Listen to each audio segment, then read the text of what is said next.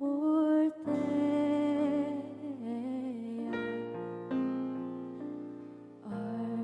얼마나 좋으랴.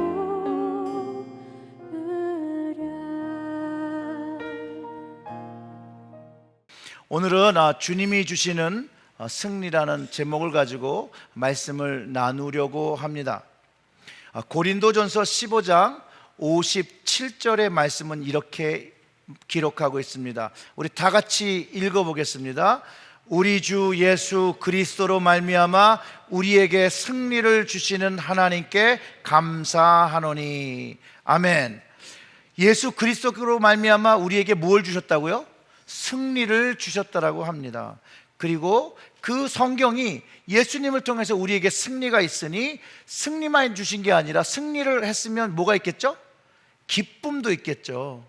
승리했는데 승리했네 이러진 않잖아요. 와, 승리했구나. 그 승리를 주셨으니 우리에게 기쁨도 있다는 거예요. 기쁨도. 즉 주님은 우리에게, 우리의 영혼에게, 우리의 가정에게 승리와 기쁨을 주셨다라는 거예요. 그리고 이 승리의 기쁨을 주시는 근원적인 분이 하나님이시니 그분께 감사를 드려야 한다라고, 예배를 드려야 한다라고 성경이 가르쳐주고 있다라는 것이에요. 오늘 우리가 읽은 본문 속에 바람과 바다를 이기신 주님의 승리를 볼 수 있습니다. 이 승리는요, 이 히브리어 쪽으로 원어를 보면 이 승리는 deliverance, 구원과 같은 단어입니다. 즉 하나님의 말씀에 근거할 때 그 하나님의 말씀이 선포하기에 우리에게 승리, 구원을 주셨다는 그 말과 동일하다는 것이죠. 즉 주님은 우리에게 승리를 주셨습니다. 주님이 우리에게 승리를 주셨는데 우리가 한번 우리의 삶 속에서 좀 점검을 해봐야 되는 게 뭐냐면, 우리의 삶 속에서 승리를 누리고 승리의 기쁨을 누리기보다는 우리의 현실 속에서 어려움을 느끼고 힘듦을 느끼고 좌절감을 느끼고 패배감을 느낄 때가 더 많다는 것이 우리가 경험하는 현실의 모습이거든요. 근데 그 이유가 주님이 주시는 그 승리에 대한 우리가 가진 오해가 있다는 것이에요. 이 승리는요, 기본적인 전제가 있어요. 어려운 고난의 과정, 훈련의 과정을 경험한 사람만이 누릴 수 있다는 거예요. 많은 시련과 힘든 속에서, 그런 경험 속에서 이기는 승리의 기쁨의 삶을 경험한 사람은요, 그 살아가는 삶의 자세도 사실 남들과는 조금 다릅니다. 여러분 혹시 올림픽 구경하시는 거 좋아하십니까? 이 올림픽 기간의 가장 큰 정점이라고 표현할 수, 그 컬미네이션이라고 하시는 데가 언제죠? 그 메달을 수여하는 그때잖아요. 저도 그 시상식을 볼 때 막 감동이 되죠. 그런데 여러분, 메달을 따지 못했다고 해서 패배자로 살아가는 건 아니라는 거예요. 왜냐하면 운동선수들에게 있어서는 이것이 목표가 되기 때문에 또다시 돌아가서 다음 4년을 준비하며 훈련하며 경기하며 또 시간을 기다려서 또 그것에 도전하면 되는 것이거든요. 그리고 또 금메달, 은메달, 동메달에서 우리는 그 순번을 매겨서 어떤 사람이 더 최고인가를 이야기하지만 금운동 정도 딴 분들이면 최고의 선수들이라는 것이죠. 그리고 이들은 이 날을 맞기 위해서 정말로 어렸을 때부터 노력한다는 거예요. 정말로 이들의 삶의 스토리를 들으면요, 정말 눈물 없이 들을 수 없는 그런 이야기들이 다 가지고 있다는 거예요. 어떨 때는 부상 속에서도 경기를 임해야 되고요, 어쩔 때는 집안에 어려움이 있으면서도 경기를 해야 되는 부담감을 가지고, 마음의 부담감을 가지고 경기에 임해야 될 때도 있습니다. 근데 정말로 이렇게 화려하게 수상받는 그 순간은 정말 10분도 되지 않아요. 어떻게 보면 그 순간 이후에, 그 순간을 위해서 10년에서 15년의 그 노력과 헌신과 수고가 있어야 그 승리의 메달을 받을 수 있다는 것이에요. 그래서 이 시간을 위해서 자신과의 싸움을 합니다. 자신의 그 삶과의 싸움을 이겨야 실제로 많은 시합에서도 이길 수 있고, 또한 많은 시합에서 많이 지는, 패배하는 경험을 해야 또 이길 수도 있다는 것이죠. 그럴 때 그 마지막에 누릴 수 있는 그 승리의 기쁨이라는 것이에요. 그래서 이 승리의 기쁨은요, 그것을 아는 그 가족에게도 기쁨이 되고요, 아는 사람에게도 그 승리는 마음껏 기뻐할 수 있는, 그 얼마나 힘듦이 있었음을 알기 때문에 같이 기뻐하고 같이 즐길 수 있는 그런 승리가 된다는 것이죠. 주님께서 우리에게 승리를 주셨다라고 하셨는데, 우리는 무엇으로부터 승리를 받은 것을 이야기하고 있는 것일까요? 일반적으로는 이것을 신앙의 승리라고 하고 믿음의 승리라고 표현하는데, 어떨 때 우리는 이런 것들을 표현을 해야 될까요? 기본적으로 우리가 생각할 땐 남들이 할 수 없는 것 같은 것을 해냈을 때, 남들이 참 생각하면 참 어려운 일이었을 텐데 남다른 방법으로 이것을 이겨냈을 때 승리란 표현을 씁니다. 모든 사람들이 1등이 되려고, 승리하려고 원합니다. 하지만 다 못하죠. 그리고 포기하고 좌절할 때 더 못하는 것이죠. 그러나 일반적인 소수가 자신에 대한 믿음을 가지고, 신앙적 믿음을 가지고 끝까지 노력하고 이것을 포기하지 않을 때 이루어지는 결과가 승리라고 생각합니다. 여러분, 운동선수나 많은 사람들에게 뭔가 이루기 위해요, 그 마음속에 포기하고 싶었던 마음이 몇 번이나 있었냐고 한번 물어보세요. 정말 수천 번 이거를 그만둘까 하는 마음이 마음속에서 늘 가지고 있었다는 것이죠. 그거를 이겨내고 훈련하고 경기하고 그리고 가진 결과가 승리라는 것이에요. 그런데 우리 주님은 그 승리를 그냥 우리에게 주셨다라는 거예요. 즉, 주님이 우리가 승리할수록 이미 무엇인가를 하셨다라는 거예요. 그리고 그걸 주셨다라는 거예요. 코치가 돼서, 감독이 돼서 그 승리를 이제 계속해서 가져갈 수 있고 누릴 수 있다라고, 그런 이야기를 하고 계시다라는 것이에요. 동의하십니까? 이 올림픽에는요, 개인전도 있고 단체전도 있어요. 그렇죠? 개인전은 개인이 해서 메달을 따지만, 단체전은 여러분 팀워크로 상을 받는 거예요. 주전만 금메달을 받는 줄 아십니까? 후보도 받습니다. 뛰지 않았더라도 그 팀이 받는 거예요. 주님을 믿는 우리를 스포츠 게임에 비교할 수 있는 건 아닙니다. 그러나 우리도 하나님 나라라는 목표를 가지고 그 팀이 되어서 주님께서 이기신 승리를 우리도 은혜로 받는다라는 거예요. 그리고 그것을 받았으면 그것을 이제 누리며 살아야 되는 것을 가르쳐주고 있다는 것이에요. 특별히 우리에게는 그 나라를 갈 때까지의 싸움이기 때문에 누구와의 싸움이냐면 이 세상 속에서 일어나는 싸움을 이야기한다는 것이죠. 세상이란 거대한 벽과 싸우는 것이죠. 오늘 본문의 말씀을 조금 이렇게 뜯었으면 세상의 바람과 세상의 폭풍과 그 파도와 싸우는 것입니다. 결론은 이렇습니다, 여러분.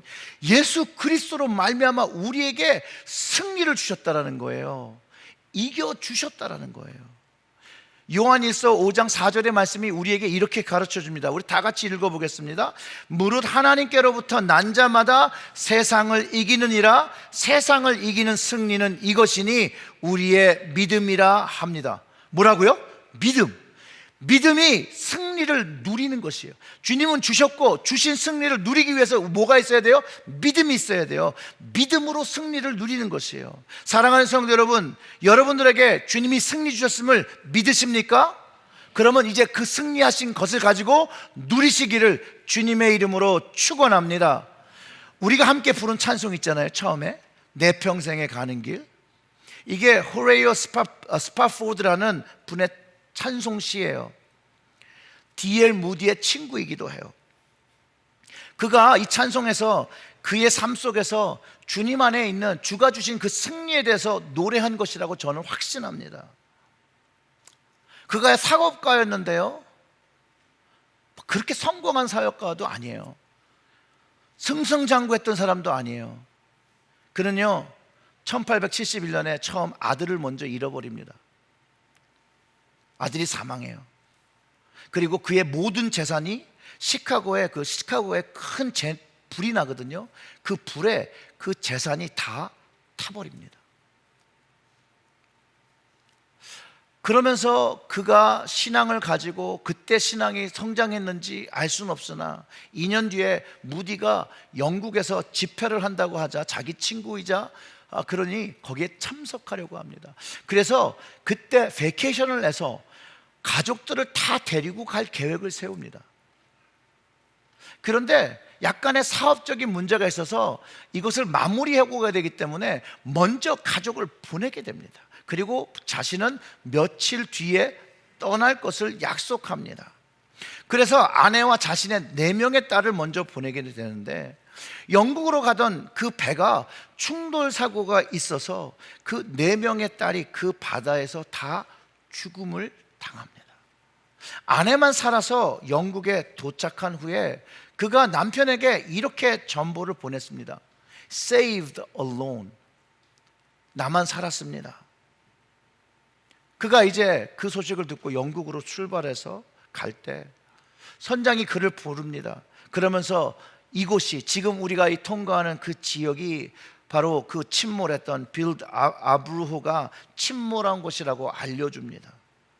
그때 거기 자신의 4명의 딸이 수장된 그곳에서 그가 한 편의 시를 쓴 것이 바로 내 평생에 가는 길 It is well이라는 찬송입니다.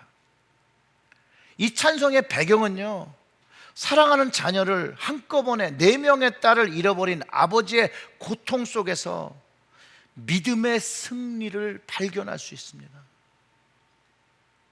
예수 그리스도 안에 있는 승리는 이 땅에서 사망하고 끝나는 것이 아니라 그 생명이 영원한 주님의 나라로 가 하나님 나라가 누리는 것이기 때문에 그는 좌절하지 않습니다. 외려 그것을 찬송으로 하나님께 드렸다라는 것이죠. 오늘 본문을 보면 제자들이 예수님과 배를 타고 저편으로 건너갈 때 큰 광풍을 맞이했다라고 기록하고 있습니다. 그 본문을 읽어보면 그렇죠.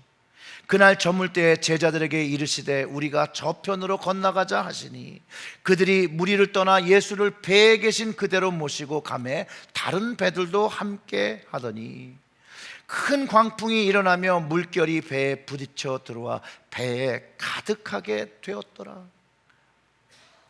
큰 광풍이 불어서요 배가 뒤집힐 것 같았고 막 배가 이렇게 파도에 막 이렇게 치니까 이렇게 칠 때마다 이 파도가 넘어와서 그 배에 물이 가득했다라는 것이에요. 만약 여러분들이 이런 상황에 처하신다라면 여러분들은 무엇을 하시겠습니까? 구명조끼를 먼저 입어야 될까요? 구명조끼를 못 찾으면 물에 뜰 만한 것을 잡고 붙들고 계시겠습니까? 아니면 타이타닉 배가 침몰할 때 그 바이올린 연주를 했다는 그 하들리처럼 내 주를 가까이 함이라는 찬송을 부르시겠습니까? 아니면 기도를 하시겠습니까? 여러분은 무엇을 하실 것 같아요? 또 여러분들은 무엇을 하실 수 있겠습니까?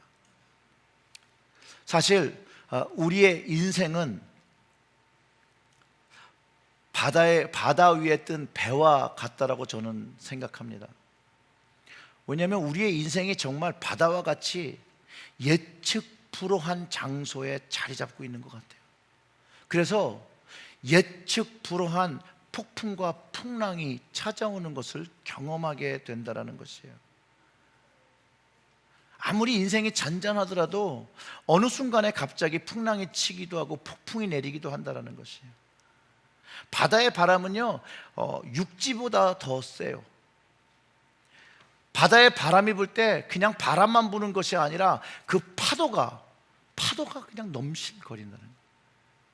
배를 막 삼킬 것 같은 그런 파도가 칩니다. 제가 낚시를 이전에 많이 좋아해서 낚시를 어느 순간에 갈 때 내가 미쳤구나라고 할 때가 한 군데 있었는데, 그게 남들이 다 낚시를 알가는 1월 달에 낚시를 가는 겁니다. 1월 달에는요 잡을 게 없어요. 링이라는 피쉬가 있습니다. 근데 잘 안 잡혀요.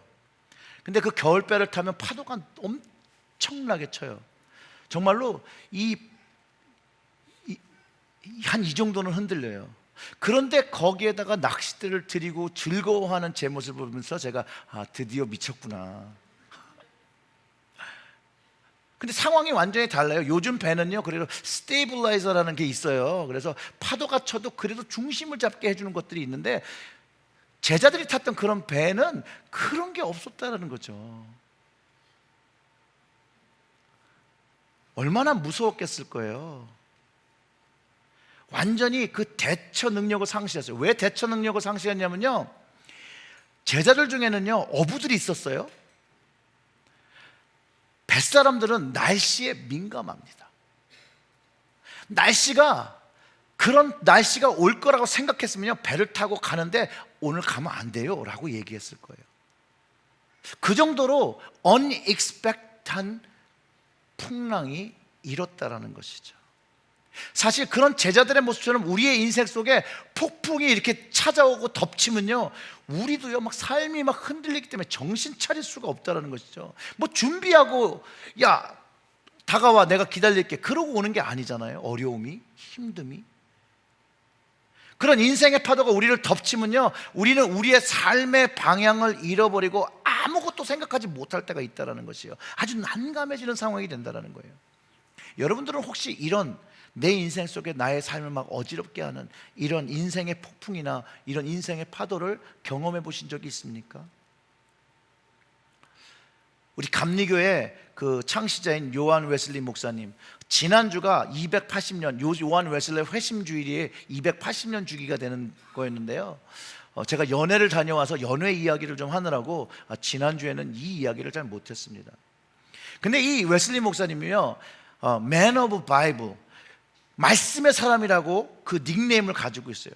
근데 그 믿음이 얼마나 견고했는지 이 닉네임에서도 알 수 있잖아요. 그런데 이분의 믿음도 흔들렸을 때가 있다는 거예요. 죽음의 두려움을 느꼈을 때가 있었다는 거예요. 똑같이 폭풍에서 그는 자기의 믿음이 흔들리는 것을 경험합니다. 대서양을 건너서 영국으로 돌아올 때 폭풍우를 경험합니다. 얼마나 심한 폭풍이었으면 거기에 있는 모든 사람, 뱃사람까지도 배에서 숨을 죽이고 이불 속에 머리를 숨기고 있었다라고 해요. 근데 그때 웨슬리의 귀에 들리는 찬송의 소리가 들립니다. 모라비안이라는 사람들이 타고 있었는데 그들은 그 풍랑 속에서도 하나도 동요하지 않고 모여서 예배를 드리고 하나님을 찬송하는 그 모습을 보며 목사였던 웨슬리가 믿음이 흔들립니다. 그리고 그들의 믿음이 진실된 믿음이고 증거인 것을 보면서 그런 믿음 갖기를 소원했더라고요. 이 모라비아는요 독일 계통의 개신교예요. 루터의 영향을 받았고요 선교에 중점을 두었던 그런 교단이었습니다. 영어로는 여러분 들어보셨는지 잘 모르겠지만 United Brethren, 연합감리교의 전신이기도 합니다. 1968년에 연합감리교회가 United Brethren과 Episcopal Methodist Church가 이 두 교단이 통합을 합니다. 통합을 해서 United Methodist가 된 거예요. 그래서 우리 연합감리교회 그 로고를 보면 십자가가 이렇게 있잖아요. 그럼 옆에 그 불이, 그 플레임이 두 개 있잖아요. 연합감리교회가 성령의 충만한 그거를 표현하려고 불을 두 개 한 게 아니라 이 두 교단이 합쳐진 것을 상징하는 것입니다. 이 모라비안이요 정말로 모든 사람이 죽을 것 같은 폭풍 속에서 평안을 가질 수 있었던 이유가 여러분 뭔지 아십니까? 바로 믿음이라는 거예요. 믿음. 그리스도 안에 죽어도 산다는 믿음을 가지고 있었고요. 이들은 그리스도 안에서 죽는 자는 복이 있다는 믿음을 가진 사람들이었어요. 오직 성령으로 하나님으로 주님으로 거듭난 사람들이 소유하며 하나님 나라를 바라보며 그 승리를 가지고 그 기쁨을 가지고 사는 사람들이었다는 거예요. 근데 오늘 본문 속에 드러나는 제자들은요, 예수님이 바로 옆에 있었는데도 불구하고 두려워했다라는 거예요. 죽게 되었다라고. 주님은 잠만 주무시냐고 얘기합니다. 주님이 깨어나셔서 바로 하신 게 뭐냐면, 예수께서 깨어 바람을 꾸짖으시며 바다더러 이르되 잠잠하라 고요하라 하시니 바람이 그치고 아주 잔잔하여지었더라. 이에 제자들에게 이르시되 어찌하여 이렇게 무서워하였느냐, 너희에게 어찌 믿음이 없느냐 하시니 하셨습니다. 믿음이 없음을 책망하셨다니까요. 주님께서 말씀하시는 하나님의 나라, 그 믿음, 그러니 승리가 없었고 거기에는 믿음이 없었고 기쁨이 없었고 주님을 신뢰하지 못했다라는 것이죠. 그래서 요한일서 5장 4절에서 우리가 읽었던 것처럼 세상을 이기는 승리는 이것이니 우리의 믿음이라 했는데, 그 믿음이 이 제자들에게 없었던 것이에요. 주님은 이 말씀을 통해서 제자들과 우리들에게 가르쳐 주시는 것, 폭풍을 이기는 승리의 그 근원이 바로 믿음인 것을 가르쳐 주고 있고, 주님을 신뢰하는 것이라는 것을 가르쳐 주고 있다는 것이에요. 이 제자들은요, 늘 주님과 함께 있었어요. 예수님에 대해서 누구보다도 더 잘 아는 사람들이었어요. 그런데 이 예수님을 믿는 믿음이 없다라고 말씀하시는 거예요. 예수님의 기적을 보았어요. 지켜보았어요. 병 고침을 받는 그 자리에 있었어요. 그런데 폭풍이 오니까 이 폭풍이란 녀석 때문에 한순간에 믿음이 없는 제자들이 되어버렸다는 것이에요. 즉 제자들이 온전히 주님을 믿지 못하고 있었다는 것이죠. 물론 그들의 믿음은 주님께서 기적도 행하고 병도 고치시고 귀신도 쫓아내시고 뭐 이런 것들을 하셨지만, 그분이 하나님의 아들로서 이 바람과 파도 정도는 이렇게 순종할지는 알지도 못했고 그걸 믿지도 못했다라는 것이죠. 만약 알았다면 걱정할 필요가 없잖아요. 하나님의 아들이 타고 있는 배인데 감히 파도와 바람 정도가 어떻게 하겠어요? 그런 믿음이 있었다면 절대로 이런 모습을 보이지 않았다라는 것이에요. 제자들의 모습을 다시 한번 생각해 보면, 제가 아까 그랬잖아요, 제자들에게는 어부 출신들이 있었어요. 풍랑이 시작할 때 주님을 부르지 않았어요. 어쩌면 자신의 어부의 능력을 믿고 뭔가 시도했을 수도 있어요. 자신이 해볼 수 있는 데까지 다 해보고 안 되니까 그전엔 예수님을 생각하지도 않았다가 그때 예수님을 생각하고 주님을 깨우고, 주님 저희가 해볼 만큼 다 해봤는데 안 됩니다, 주님께서 도와주세요, 해결해 주세요 라고 주님을 깨운 것 같아 보이지만 그렇지 않습니다. 오히려 성경을 다시 보면 이렇게 얘기를 해요. 제자들이 깨우며 가로되 선생님이여 우리의 죽게 된 것을 돌아보지 아니하시나이까. 영어로는요, Teacher, don't you care if we drown? 주님, 우리가 죽어도 상관없으세요? 제자들이 가졌던 마음이라는 거예요. 어려움과 폭풍이 찾아왔을 때 제자들이 가졌던 마음. 그런데 이게요, 제자들만 갖는 마음이 아니라 우리도 갖는 마음이라는 것이에요.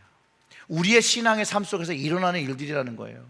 우리의 삶 속에서 크고 작은 폭풍이 닥쳐오고 어려움이 닥쳐오고, 그것이 우리의 선택일 수도 있고 선택이 아닐 수도 있지만, 사람들이 이런 것들을 원치 않지만 우리의 인생 속에서 이런 어려움과 이런 풍랑과 이런 폭풍을 바람을 피해갈 수 없는 게 또 우리의 인생의 현실이라는 것이죠. 다 다른 모양으로 경험을 합니다. 그리고 각자에게 온 인생의 폭풍과 풍랑이요, 다 가장 큰 거예요. 다 가장 큰 거. 제자들처럼 또 자신의 모든 능력으로 이 인생의 폭풍을 어떻게 대처하고 해결하려고 최선을 다합니다. 그리고 자신의 능력이 안 돼서 더 이상 해결하지 못할 때 주님께서 해결하시지 않은 것처럼 섭섭함을 가지며 주님께 그렇게 얘기하는 것이죠. 주님, don't you care about me? 이렇게 우리는 주님께 나간다는 거예요. 그 어려움을 주님께서 도와주시지 않았기 때문에 내가 어려움을 당하는 것처럼, 도움은 청하지도 않고 그분을 신뢰하지도 않고 먼저 섭섭함을 표현합니다. 여러분이 그렇다는 게 아니라 제가 그래요. 제가 그때 이런 마음에 주님은 동일하게 이렇게 말씀하시죠. 이렇게 믿음이 없니? 제 인생 속에서도 뭐 오래 살지 않았지만 풍랑을 여러 번 경험했습니다. 저도요, 처음에는 제가 뭔가 할 수 있다 생각하고 해결하려고 막 열심히 했어요. 정말로 어렸을 때는요, 제가 핸들할 수 있는 걸 넘어서 그 폭풍의 배 안에 있는 게 아니라 배가 깨져버려서 이렇게 표류하는 것 같은 시기가 있었던 적이 있습니다. 제가 여러 번 간증을 했지만 정말로 남들이 다 졸업할 수 있는 그런 고등학교를 그만두고 나왔어야 되고 그거에 대한 모든 결과에 대한 책임을 제가 다 졌어야 되거든요. 물론 많은 이유가 있었죠. 하지만 무슨 이유가 있겠어요? 제가 못나서 제가 잘못해서 그런 결과를 가진 것이죠. 그런데 이런 일이 일어날 때 우리 부모님들은 얼마나 또 괴로웠겠어요. 그런데 아버지는 조금 더 잘 살아보시겠다라고 뭔가 사업에 손을 댔는데 홀딱 망합니다. 집이 빚더미에 앉았죠. 참 이상하죠. 나쁜 일이, 이렇게 안 좋은 일이 일어날 때는 이렇게 줄줄이 일어나는 것 같아요. 그렇잖아요. 애는 학교 안 가고 집에 있죠. 재산은 다 날렸죠. 생각해도 해결할 방법은 없죠. 그러니 가정이 행복하겠습니까? 저희 부모님이 너무 사랑하셔서 막 괜찮아, it's okay, everything will be fine 그랬을까요? 안 그랬다는 거예요. 날마다 전쟁, 날마다 소리 지름, 날마다 싸움. 진짜 어린 제가 보기에도 그냥 따로 사시는 게 복되겠다라고 생각했을 정도였어요. 그러면서 제 마음속에 누군가 내가 이렇게 되게 된 이유를 막 찾기 시작했어요. 블레임할 걸 막 찾기 시작한 거예요. 그게 아버지도 되었을 수도 있고 어머니가 되었을 수도 있고 우리 가정이 되었을 수도 있고 한국 교육 시스템의 문제라고도 제가 블레임을 하기도 했고 여러 가지였지만 결국은 어느 날 주님께서 찾아오셨을 때 제가 누구인지를 알았습니다. 여전히 캄캄한 밤에 둥둥 떠 있는 것은 맞았지만 예수님의 그 빛을 본 순간 주님이 그렇게 내 인생 속에 가까이 있었는지를 몰랐어요. 그리고 그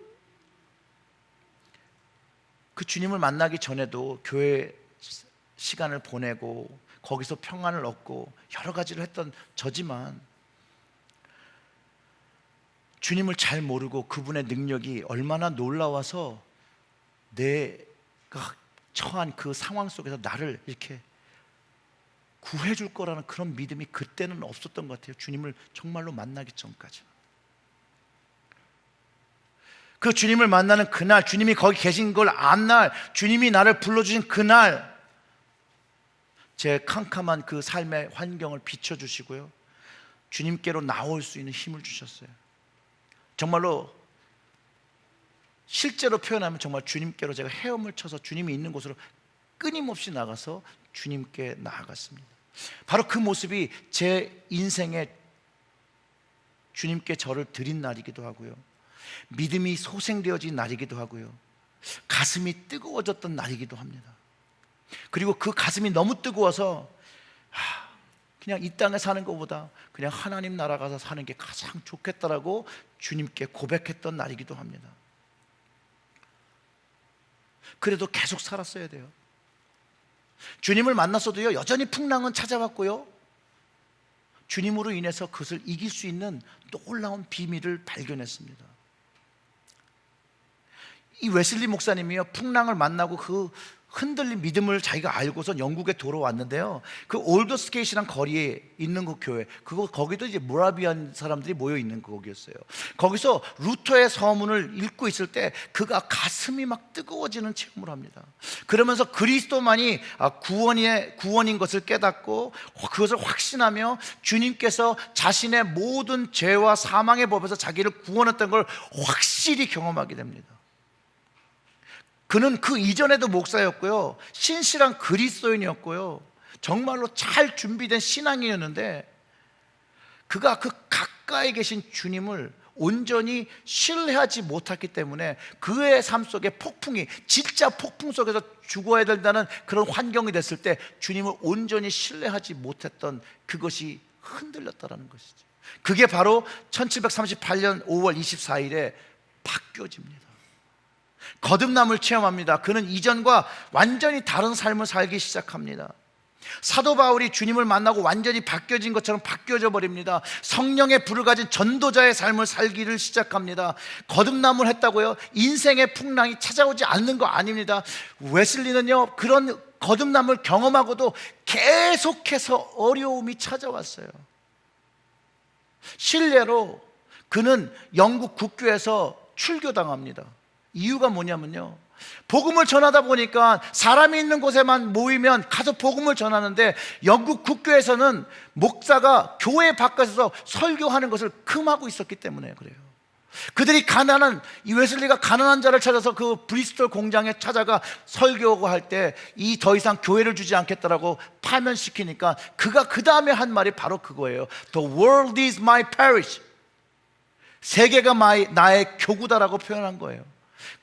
영국 국교에서 교회를 주지 않을 테라도 사람이 있는 곳에, 복음을 들어야 되는 곳에 가서 복음을 전하겠다라고 하며 말한 그것이 세계가 나의 교구라고 한 말의 그 배경입니다.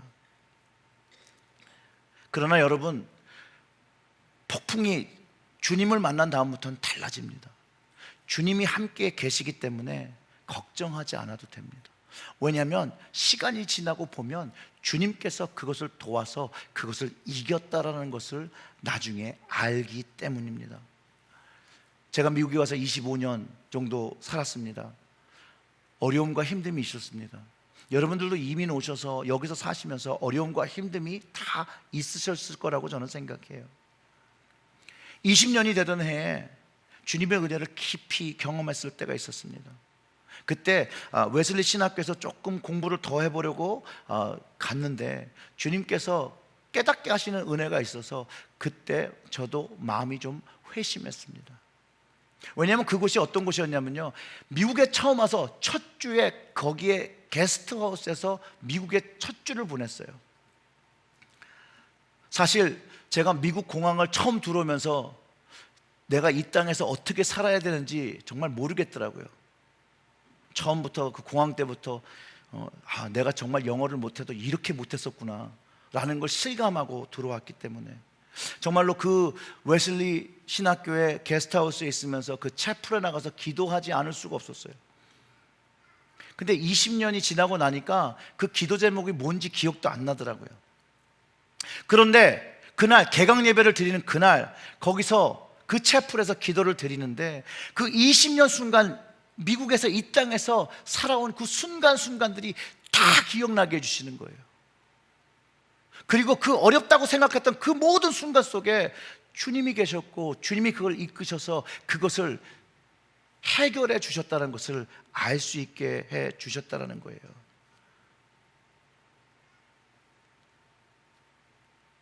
그 힘들 때마다 이 믿음 없는 제자들과 같이 저도 똑같이 주님, 제가 이렇게 힘들고 어려운데 괜찮으세요? 왜 저를 가만두시는 거예요? 라고 믿음 없이 정말로 바람에 흔들리는 갈대와 같이 마구 흔들릴 때도 그 상한 갈대를 꺾지 아니하시고 주님께서 함께 하시고 주님께서 인도하셔서 바꿔주셨다는 것을, 그것도 갑자기 20년치를 한꺼번에 가르쳐 주시니까 감사하기도 했지만 얼마나 많은 순간 회개의 시간을 보냈는지 모릅니다. 그리고 그 후로 조금 믿음이 성장했어요. 조금. 어떤 믿음이 생겼냐면요, 20년을 이끄신 주님께서 왜 앞으로 20년의 나의 미래를 이끌어 주시지 않겠는가?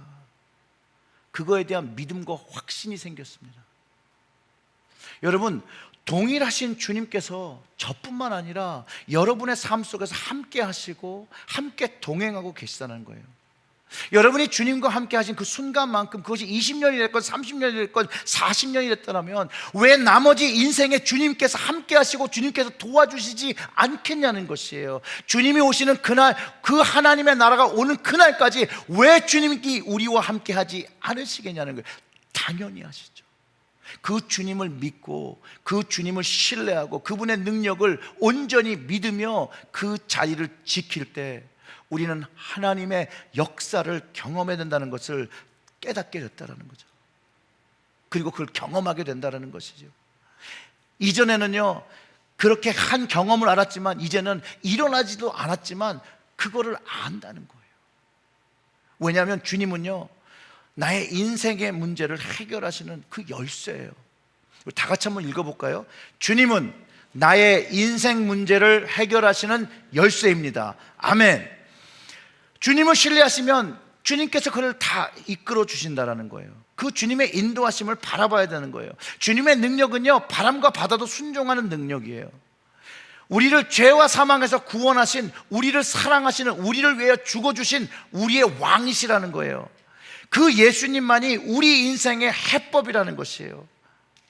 혹시 여러분 마음에 나에게 막힌 것이 있고 갇힌 것이 있고 해결되지 않는 것이 있다라면 주님을 찾으시기를, 주님의 이름을 부르시기를 주님의 이름으로 축원합니다.